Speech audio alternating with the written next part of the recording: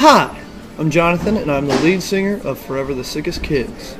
So Jonathan, why don't you tell us a bit about how the band came together? Well, the band is formed of 4 members who are from previous bands. Austin and Caleb grew up together, and Kyle and myself grew up together. And we both started bands early in high school and college, and then played a little bit. We played some Warped Tour dates and things, so we knew each other's bands, but our bands kind of lost some members to go to college, and so whenever we lost members, we were actually happened to be at the same college when that happened, and we knew of each other's previous bands, so we're like, hey, why don't we write some music together? We wrote Hey Brittany and put it online, and as soon as we did, we got signed. Where did the name Forever the Sickest Kids come from? That name is something that we had a website called Forever the Sickest Kids where we put up demos of our previous band, and then whenever the new band was formed, we were like, why don't we just use that name? So. Has music always been a huge part of your life? Yeah, my mom was a singer and a performer. She used to tour on the gospel music scene with people like Amy Grant and stuff back in the early 80s and late 70s. So growing up, she was always telling me about her experiences on tour and things, even from a young age. And I started singing in choir and stuff from a very young age, and then picked up guitar in the 8th grade. And when I got to high school, I started playing piano and bass at different churches, leading worship and stuff. At what point did you feel that music was something you wanted to pursue as a career? Well, I never really thought of music as a career. I always thought of it as something that I did for fun, kind of as a release or one of my hobbies. And then when we put Hey Brittany online and we started getting major record labels giving us offers, that was the time where I was like, well, I have something to rely on after college. So. Have you noticed any differences from touring the UK rather than the US? Oh, definitely. Yeah, there's a lot of differences. The stages in the UK are a lot more,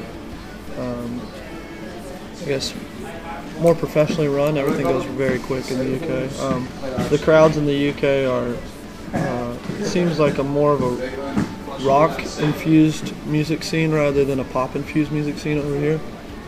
So the kids are really grateful in the UK, and they really appreciate when bands come from the West.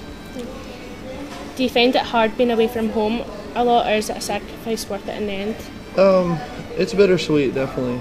You put in the work for your fans and just forget about yourself for a couple months, hit the road, enjoy it as much as you can, and then when you get home, you have a lot of your bills and your mail and personal life stacked up, but it's so good because your friends and family are there. Yeah. So.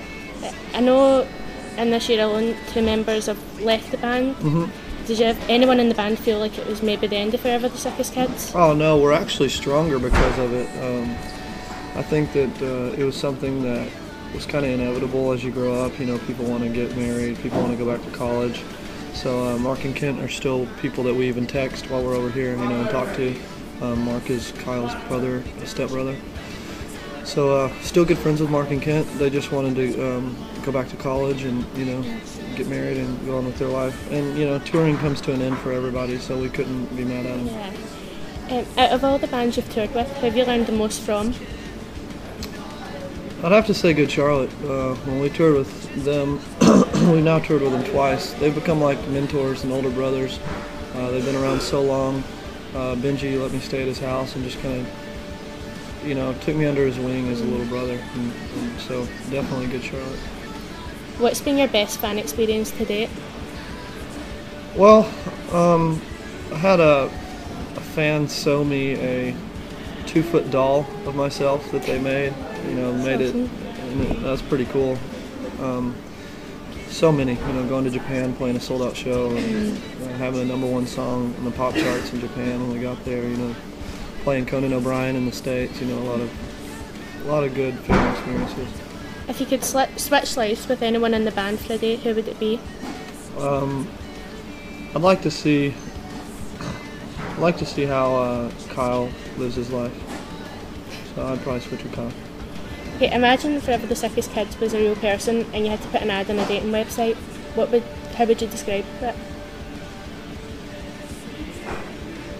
Single. No other descriptions? No other descriptions. Okay, which three celebrities would you like to team up with you in the case of a zombie apocalypse? I've heard that Will Smith is a good zombie fighter. He can really talk to zombies and calm them down. So I'd say Will Smith and Zeta Pinkett and Susan Sarandon. Okay. If you were on Jersey Shore, what would your nickname be? Jay Cookie. You've got the chance to sing a song with any famous person, dead or alive. Who would it be, what song, and why? It would be I've Got Friends in Low Places with Garth Brooks, because Garth Brooks is one of my heroes. What's your guilty pleasure song?